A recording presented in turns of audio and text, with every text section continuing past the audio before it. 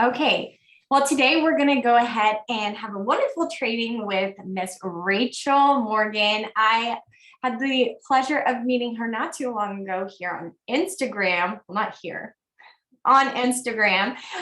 We met because I have customer experience in my bio, and she reached out to me so authentically and was so excited that that was part of my background because she works in sales, but she highly is influenced by customer experience because she has worked in forward facing sales on the retail end and knows how much that actually affects what your business legacy is. In her approach to teaching her clients, she implements this throughout her trainings. And I would love for her to talk more about what she does in a minute, but I want this whole entire experience of being part of the collaborative to really implement the journey of our customers from beginning to end, really putting our clients first and foremost, and always keeping the perspective of them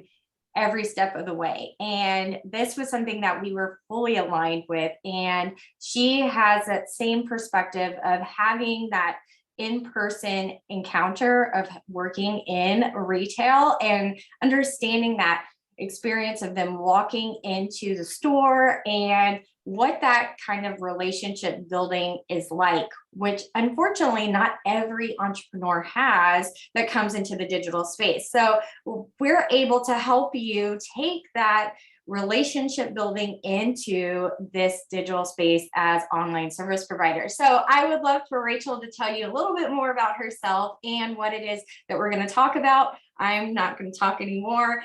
So let's go ahead and hear what you have to bring to us today. Well, thank you for such a fabulous introduction. Thank you. And thank you, Prachi, especially for being here, and everyone else that's listening. I'm going to go ahead and share my screen and create a little presentation. So I feel like that will do the best to explain everything. All right. Can you see it? Or it's starting to pop up? Okay. Of course, like it's so slow, right? All right. Technical difficulties, right? Everything looks good on this end. Okay, good. And if any questions come up, definitely just ask them or put them in the chat. I'm happy to answer as I go because I really created this for everyone. And so I want to make sure that anything gets addressed as we go. And so what we're going to talk about today is really how this term of clientelling, which will describe and explain and define how that actually elevates your client experience and therefore your sales in your business. So I'm really confident that I will change your views of sales by the end of our time together. And I would love to hear your thoughts on that too. And if there's anything that comes forward, please let me know. I'd love to have a discussion.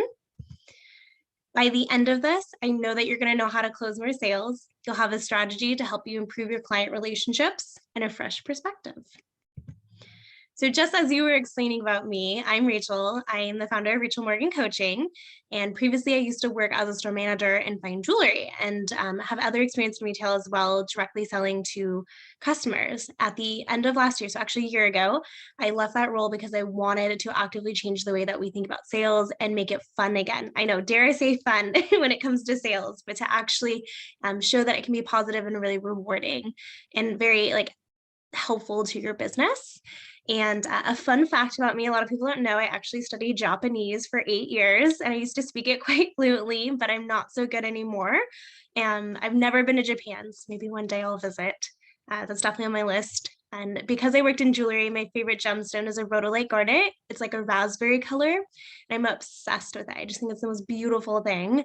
And my goal is to read 50 books by the end of this year. So I'm already at 33. I got a little catching up to do, but I always love to read. I'm always open to a new book suggestion. So who's ready to learn? Yeah, Donna is. All right. So One of the biggest quotes that's really stood out to me this year that's been on my mind is that a crisis is a terrible thing to waste. And so this past year, we've been in this crisis mode where there's been a lot of change. Everything we know has completely changed in the way we interact and how we do things, right? And that means that we now have to meet our clients in new ways. We have to think creatively and outside the box. And it's this really like beautiful time to reinvent and try new things. There is this place in Seattle that is a really fine dining restaurant. And of course, like when everything happened last year, people aren't going out to fine dining, like they're not going to restaurants in general. And so what they did is they created breakfast and they made this whole thing with bagels, and everyone had to have their bagel from this place, and they thrived. And so it really just shows like it was this time to reinvent and try something new. And you never know where it can lead and the creativity that can come out of it. And if anything else, I think this past year, we're all really starting to crave deep connection. And because we haven't had it, some people have, others haven't. A lot of people haven't even left their house, right? And so we're all needing that one-on-one attention and recognition from others. And so there really is so much opportunity that's come out of this last year and a half. And so some things that I really see then for 2022 is that client experience is going to be huge. And research is showing that will be more important than product or price. That's huge when you think about like when we focus so much on what are we charging, it goes to show that client experience is going to be more important than what we charge or the product itself. Just like I said as well, I believe that community is going to be a big aspect of 2022 because we're craving that connection and people want to feel heard and seen. And that's what plays into client experience, right? I also believe that aspirational marketing is going to be a huge trend because our audience wants to feel inspired to take action instead of feared into something. And I think a lot of that comes from consumer confidence and education and learning about what's happening. And we're getting smarter, right? And so we want to feel inspired instead of feared into something. And I also think that you're going to see a lot of hybrid techniques between online and in person. And I don't think that we're all just going to go back in person like we were in 2019. I think that you're going to see more of a mix because it's working, but we're also missing people. So we need that in-person aspect, right? So when we talk about sales and business, it's really important then when we look at these trends and all of that, why are people buying from us, right? They buy from us because of the experience they have working with us, right? It's also a really conscious effort. When someone says yes to buying, it's a very intentional action that they are paying you or saying yes, right? Maybe they like us. They just like talking with us or buying from us. It's a sale, right? Like maybe you have a sale going on, a promotion, and so they can get a discount purchasing from you. Maybe they want to say yes to you because they know that they're going to learn something or get advice and they see you as an expert and authority. Maybe it's our background that leads to that expertise, right? And why they want to learn from us. Maybe it's a problem that they have and they know that you can help them solve that. Or maybe what you offer helps them feel good and they're ready to feel better. So there's so many reasons why people buy from us. It's not just simply to fix a problem, right? So when we think about then what is selling, right? We often see it as being the skill that we have to learn in order to close the sale. And so we focus our efforts on learning how to pitch and come up with a script that gets people to say yes. But really, sales is so much more than that. It's an entire process. And so we're going to talk about like why, and I want to challenge you to think a little bit different about what sales actually is. And I've also put here too, right? We often see sales as being marketing, that the content that we put out and the branding that we do is selling for us. And in many ways it is, but the actual skill of sales doesn't come from the content you put out. It comes from the interactions you have, which we'll dive into. And of course, we also hope to sell in order to generate leads, right? So as I said, sales is really about communication. It's every single interaction that you have with a prospect or client. So it's not just to get someone to say yes, but it's even what happens with the clients that you're already working with and ones that you've had in the past. And the way that you interact and communicate can really determine if someone actually returns to you, refers you to others, and how much money you make as a result of that.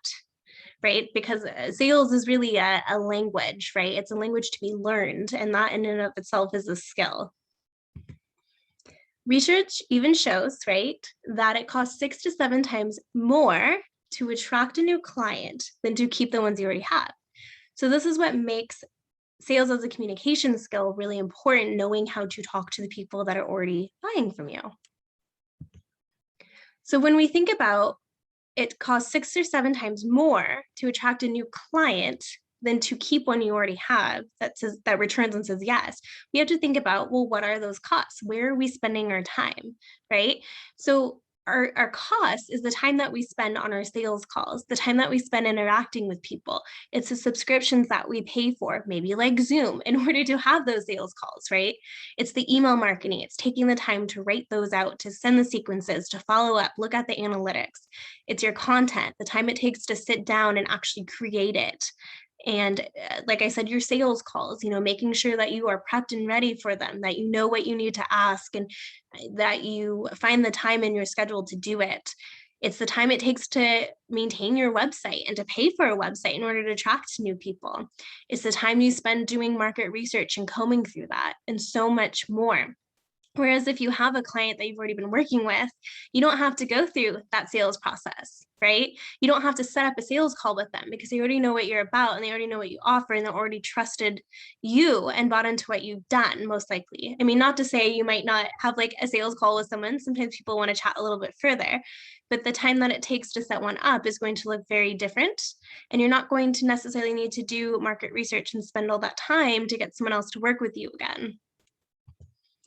So this is where like client experience and clientelling really come in so that we can attract those people and not spend so much time constantly looking for new people. So by definition, what client experience is it's the experience a client or a prospect has interacting with you and your business. It combines cognitive, sensory, behavioral, consumer responses during all stages of the client journey, including a pre-purchase, while they're working with you, and post-purchase stages. So client experience literally encompasses every kind of touch point that you could have potentially with someone, before and after and during. Therefore, then, the word clientelling, which is, I know, can come across as quite confusing. The best way for me to explain it is the word clientelling has the word client in it. So it's the act of like client relationship, right? And so by definition, it's establishing and maintaining a relationship between the business and the clients that you serve, which therefore is like a client experience type technique. So how does client experience impact money, right? So a highly satisfied client on average will spend 2.6 times more than someone that is just somewhat satisfied, and 14 times more than someone that is somewhat dissatisfied. And that's not to say that they aren't happy at any point or they're angry, but it goes to show when you have a client that is extremely more happy, they're going to spend more than just someone who is happy. And that is where clientelling and client experience is really important to understand how that can bring an income to our business. I don't know if I'm talking too fast too. If you have any questions, please speak up. You're all good. You're all good. This is excellent information. Thank you. So when we think about client experience, it's good to have something to kind of have as our, what is the word I'm looking for? Like exemplifies, right? Like our standard of a client experience. And so a few places that really nail it is Nordstrom, Zappos, Apple, REI, Ritz-Carlton, Starbucks, Amazon, Trader Joe's, and so many others. And so what do I mean by that? Nordstrom is really known for like making sure to walk around the counter to hand you your bag. And that's like such a client experience and like being one-on-one with their clients. And they're also really known for sending thank you cards to their clients and following up with them after purchase. I know Apple, it's such an immersive experience. When you buy a phone, the way that you open the packaging is an experience, right? And then the support that you get when you go into their stores, the fact that like there's always someone available when you walk in. I mean, it's crazy. They have like 50 associates on the floor at one time. Most stores don't have that. And when you go to like Trader Joe's, they know exactly who they're targeting. And the fact that they're constantly coming out with new products for that market. I mean, Trader Joe's takes all my money. I love that store so much. They know, and they come out with such unique products, and everyone in there is so happy and positive that alone makes me want to keep coming back because it feels like a space that understands me, right? And so it's important then when we're talking about client experience and the client relationship is to take note of what are these businesses doing and how are they doing it so well, and how can we bring that into our business? Because we want to be the Apple of our industry, right? So how do we really start? We start with touch points, right? So to me, the touch points are the pre-touch point, which is like when a client learns about you and is looking at you, but you don't even know that they exist yet. And that's where things like branding or your website and your marketing come into play. Like they're aware of you, they've seen you somewhere, but maybe they haven't followed you yet, they haven't reached out. And then the next touch point is when they actually reach out. And that's where your first impression comes in, that initial conversation you have, whether that's email or filling out a form, calling you, coming in, or even just sending you a DM. It's that initial impression. And then there's that time where you get to know them and you have conversation back and forth and you're establishing rapport and trust. That's also really important. And then you go into closing the sale and what comes after the sale, right? They're all really important touch points that we have to consider when we're interacting with people and how we're talking to them, communicating with them, and selling to them. And so one of the biggest questions I like to ask is, how do we go above and beyond then? How do we make it so uniquely different that they're not getting from anywhere else? And how are you really unique, right? Trader Joe's targets my son. Yeah, they target me too. Everyone sees me as Trader Joe's. So everyone. Oops. Okay, so one of the best ways to really understand where to start with a touch point or with clientelling and how the all plays in is the follow-up part. And the following up is what happens after you start working with someone. So often following up is seen as following up with a prospect, right? To find out if they're ready to buy. We're going to define it here as meaning keeping in touch. So that interaction that you have after they've said yes, or maybe they haven't said yes yet, it's every time you reach out and you keep in touch with someone. And that means that you want to initiate conversations. So I would love to know, what are some ways that you can follow up with a client?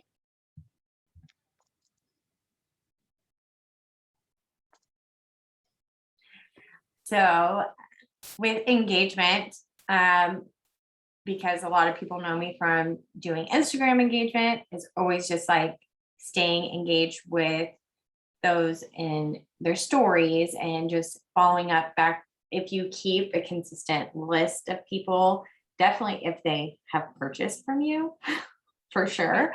I know that you're very good at doing a follow-up with those who have recently followed you.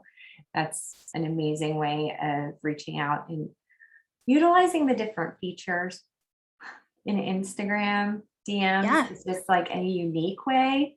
I love utilizing things other than just the text, personalizing it. But I'm getting better about the email situation. Right. That's a big one. Yeah. I haven't always been great about it because I was very consumed with and being hyper vigilant with Instagram, but email is definitely a way that we can do something systematic. Right. It can be following up. It doesn't have to be like a DM. It can be sending an email to someone, right? And just asking how they are. And even those that sign up for your emails, right? You can follow up with them too by email, right? There's so many reasons why you can follow up with someone that's not just following up with a prospect or finding out if they're ready to buy. There's so many ways to keep in touch with people in between conversations. So I'll give you some examples in a second, but I think it's important to understand like really why we should be keeping in touch or following up with people.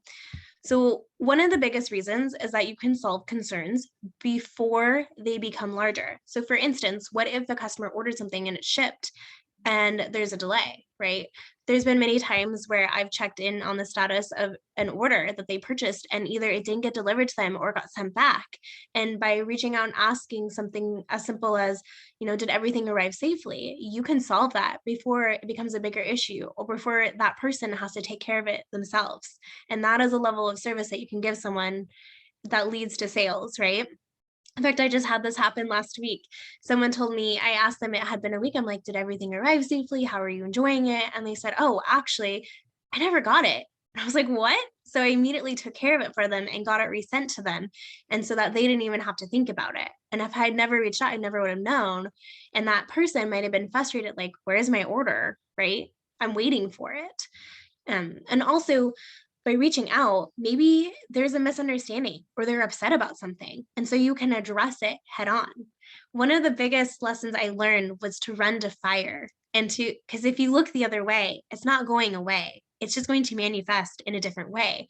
And so by reaching out and asking that simple thing, like, how have you been? Or how did you receive this okay? Or anything like that, you can find out what's actually happening and then address it and answer it for them before their anger or misunderstanding totally manifests, right? And take care of it. There's been many times where I followed up with clients and asked, how have they been since we last saw each other? And they're like, oh, I've been really upset. This didn't kind of go as planned. And I had a question about it. And if I had never called them, I wouldn't have been able to answer that for them and solve that, or maybe invite them back in. And it just is like a level of service that you so don't see today. And I've never had anyone really follow up with me and ask, how are you enjoying it? Right? Rachel, do you mind me asking if you could make this in the perspective of those who can think of it in less of a product-based type thing, in terms of us that have online service, like doing a coaching service or anything like that, where it kind of falls through the cracks and it's hard to see of it, like something having a deliverable, and you know what I mean? So people don't typically think they need to follow up when they had a strategy call, and they don't see, well, what's the point? And they're not seeing the value in that. Because they're like, where's the shipping delay? And we already had you know what I mean? Right. That's where I think a lot of online service providers kind of fall short on the follow-up. Yeah, absolutely. So, we can get on these coaching calls and we can give our clients amazing feedback and tell them, go do this. But what they don't always share with you is their struggle to get that done. And so sometimes by following up and asking, how is this process going for you? Like, for instance, if I give a client a task to go do something, I might say, how is that coming along for you so far? And they might share, like, it's been really hard. I don't know how to address this. Well, I can help them in that moment and give them that feedback that they need. And even if they're done working with me, it's so important to still follow up and keep in contact and say, how have you been since we've worked together? Maybe they're really lost. Maybe they have no idea how to implement anything that you've been teaching them. So that may be a reflection on how you're coaching, but maybe you can solve that for them really quickly. Because the worst thing that could happen is that when they're done working with you, they go, that wasn't worth it. I still don't know what I'm doing. And if you're not addressing or following up with them, you're cementing that for them. And so by following up and being able to offer a solution for them, you're showing that you genuinely care, which you probably do, right? And it only improves their look at you as a business and wanting to work with you again, and potentially even refer you because of the fact that you reached out. So I hope that answers that a little bit better. No, that's excellent. That's exactly it. Because a lot of times what ends up happening is what you were saying, is that they'll leave unsatisfied because the transformation wasn't there and they didn't get the full support. They may not have fully understood in that short amount of time. And they just need a little more clarity. They needed a little more support, and they didn't know how to be concise in how they weren't understanding. And then that just extra little follow-up showed that you put their success as the priority. It wasn't just, I need to make the sale and get through the motions and then move on and get the next client, which is what we're wanting to do, is get them into the next offer potentially and continue to scale with us in our business. And what you're doing here is exactly that, is the sale, which is more authentic and natural, and growing that relationship. And that only happens by that follow-up that you're talking about. Oh, absolutely. 100%. A lot of times what I'm getting at is when we're service-based, I feel that it gets lost. People don't see what the ship delay is. It's more like there's a delay in the process of what our service is, that transfer of service. Right. Right. Well, even if you're a service-based, like maybe you do hair. I mean, even following up, like, how is that color maintaining for you? Did you get a chance to try the new shampoo? And what if they're like, no, I actually had a question about this. Like, you can solve that. And maybe they come back and buy from you as a result of it. Right. And Pachi, you do some web design, right? Like maybe a client has an issue they can't figure out on their website. And by reaching out to them, you can solve it for them really quickly. Or maybe it's a bigger issue that they need to work with you more on, right? There's just so many reasons why you could follow up and issues that could come up that if you're not reaching out, you're never going to know about. And it's a great opportunity for you to say, like, reflect and ask yourself, do I need to incorporate more of that into my strategy when I'm talking with people? Because if I keep seeing the same concerns come up, maybe I'm not addressing them as well as I could have been, right? So also, right, it's to answer any questions that they have. And I think we've talked about that and offer that support. Maybe there's a recommendation. Maybe they're saying, I would love to just keep learning about this. Do you have a podcast you'd recommend? And you can easily recommend something to them. Most of the time, people don't reach out. They don't want to inconvenience you. And so sometimes you have to take the initiative to do it yourself. And they're like impressed that you did, that you even remembered them. Because so often, and this is totally a different topic, right? It's offboarding. But when we're done with someone, we're done. We don't think beyond that. And as we can see, there's so much opportunity and money that is left on the table when we don't. Right. And I also believe that when you do reach out and you keep in touch with people, you're genuinely building an actual relationship with someone, just like a friendship or a loved one, right? You're going to keep in touch with them. You're going to keep reaching out. You're going to ask how they are. You're going to offer support where needed. And maybe you're just like, it just keeps people coming back because they want to know more about you. Like, why did you take the time to reach out to me? And how cool that you did that. I mean, like I said, I really don't know many people that reach back out to me and just ask how I've been since like purchasing. And if they did, oh gosh, I would be a customer for life, right? No matter what the service is. So some ideas that you can do to check or to follow up would be to just check in, just say, how have you been?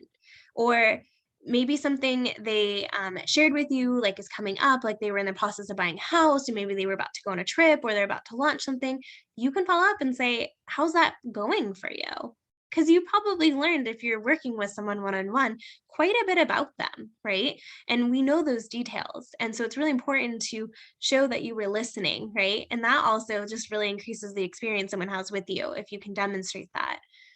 Maybe you're celebrating or congratulating them on something, right? Like maybe their birthday's coming up. You could send them a birthday card, or a holiday is coming up, like the holiday season, right? It's a really big one. You can send a card in the mail, or maybe just send them a message and say, wishing you the happiest holiday season. Or maybe a big milestone, like I said, like they're launching this product that you knew about. You can reach out and say, congratulations. Maybe something reminded you of them, like you were flipping through a magazine and an article came out that totally made you think of them, like send it to them. Or maybe you're reading it online, or a post you saw. Like I do this all the time with my clients. I see like a post, I'm like, this was really useful, I'm going to send this to them. And even people I'm not working with anymore, I still send it to them because I know that was something that interested them. Or maybe you have a new product launch that came out. And even as a service-based, we have products, right? Like new courses and new ways to work with us that came out that you know that they could really benefit from personally. And maybe you're also just following up to thank them, like by sending them a thank you card in the mail or a small gift. It can really, really go a long way.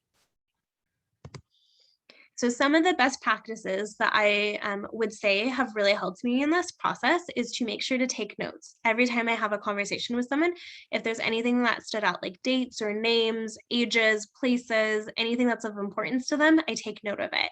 And I refer to that often before I have another conversation with someone to refresh myself, because trust me, you will forget things. And it's just a very good process to be in, to differentiate yourself and to really start building a relationship with someone, because you do know things about your friends, right? You know things about your loved ones, and you're going to celebrate with them. And so if we want to build a genuine relationship with our clients, then it's important to know those things about them as well. And trust me, other people aren't doing it. I mean, we're in this time of market research and demographics. What a great way to learn about the people that are buying from you and interacting with you by going back through those notes and seeing what they've told you. and what they love and all those things and their wish lists. Oh my gosh, like you can, like, let's say that they've expressed to you that they would love to learn more about a certain area. If you're noting that, then you can comb back through that and start recognizing what you need to be creating or providing, right? And I also would recommend that you schedule the time, because this is not something, I mean, you can sprinkle it here and there, but I would say, maybe it's like every Tuesday from 10 to 12, I'm going to do all my client relation stuff. I'm going to make sure to send all my thank you cards out. I'm going to send any birthday cards I need to. I'm going to follow up with people, but really setting aside that time and saying, this is my time to do this. And I find that when I do that, it is more likely to get done. Right. And also making it a priority, putting it part of your strategy and making sure that everything you do as a business is like client based, right? So understanding that like this is a priority. I don't want to do it at the end of the day either. That's another mistake a lot of people make, is they leave it for right before they're done for the day, but it doesn't allow people to get in touch with you. Because what if you send a message and you're like, I'm logging off for the day, and they had a legitimate question they wanted to ask you, but now you're not available? It's not a good experience, right? So it's better to make it a priority at the beginning of your day, or do the first thing so you have the rest of the day to respond if needed, right? And if you're in person, pick up the phone first thing in the morning and call people. It depends like where you're at, but again, making it that priority is really important. So picture this.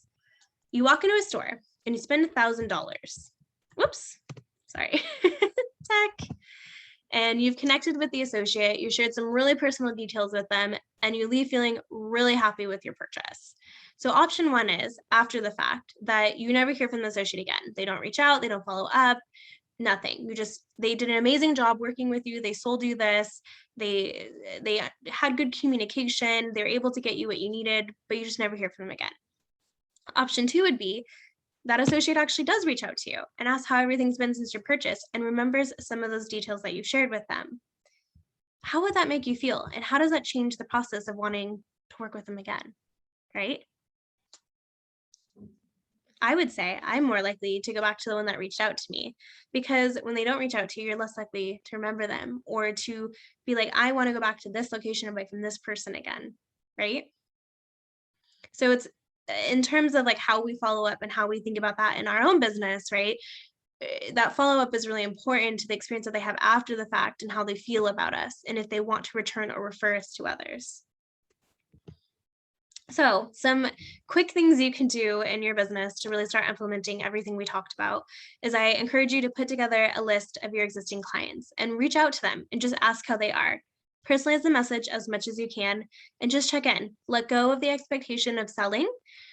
And I say that because if every time you are reaching out to someone and you're selling, they're going to stop opening your messages because they already know what you're going to say. So if you practice this of just reaching out and asking how they are, they're going to trust you more and be more open to what you have to say and actually open your messages, right? Or answer your calls. So just start with your list, just reach out, check in, see how people are. And the second thing I would encourage you to do is to create a list of clients and people within your network that you can reach out to for your next launch. One of the best and best like time management and like organization is to have a list of people that have either expressed interest in something that you've done and want to be told, or dream clients that would really benefit from what you're doing, so that when the time comes and you need to sell your offer, you have this list of people ready to go. And you can follow up with them and personalize it because at some point that they have expressed interest. And it saves you so much time, let me tell you, than having to worry about who am I going to reach out to and how am I going to promote this through my content, because you're ready to go and you're saving the time. And when you have that list, as more people express interest, you can keep putting them on the list and you can take note. How do they want to be contacted? What specifically do they want to know? Because then you can reach out to them and say, hey, I have this amazing offer coming out. You had told me in the past that you were interested in this, and I think you would really like it. So that's another way to follow up as well. And there are many ways you can work with me. I do offer a 12-week coaching program where we go over exactly this and so many more techniques when it comes to sales. And I would love to have a follow on Instagram, and I'll definitely follow you back and connect. And you can also find me on Facebook, or you can send me an email. So thank you so much for listening. I hope you took something out of that and a strategy that you can start implementing.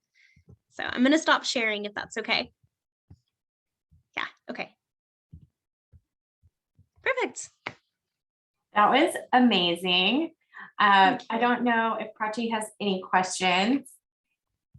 I encourage you to ask any questions, but I love the topic. I hope that anybody watching this definitely sees how this can relate. Prachi doesn't have any so far. I'm sure you get a lot of insight from Rachel already, but I hope that you're able to see the correlation to whatever business that you currently have, regardless, online, if it's product, service based, whichever it is. I'm wanting you to be able to always be able to position yourself where you're putting the client as your main priority. I think that Rachel's done a really great job of making that pretty clear, that the perspective of always making their experience the primary focus, and what that legacy of, okay, when they leave right now, what is that going to look like for them after this moment? Are they going to want to come back and work with us? And that's what customer experience is in a nutshell. She talked about the definition, but sales doesn't have to be in the moment pressure, that awkward, sticky, like icky feeling. And it's really the relationship based communication, longevity. If you are in the moment already working with somebody, you should be able to think in terms of how can we go from today into the future together. And unless you are feeling like, okay, this just really isn't working, I'm not the person for them. I sell apples and they literally need oranges. I can see why, but at the same time, you can leave that relationship in a way that they will still refer you to other people who need apples. It shouldn't be a relationship where they're leaving it and abandoning it thinking, well, that was a waste of money and a waste of time. Exactly. Even if you can't offer a solution for someone, just the fact that you follow up or ask or communicate doesn't mean that they don't know someone that could. And the fact that you offer a genuine referral goes a long way, right? Because they remember that. No one does that. No one actually tries to help people and offer them a true solution that could actually help them, because they're so focused on closing the sale for themselves, right? Yeah.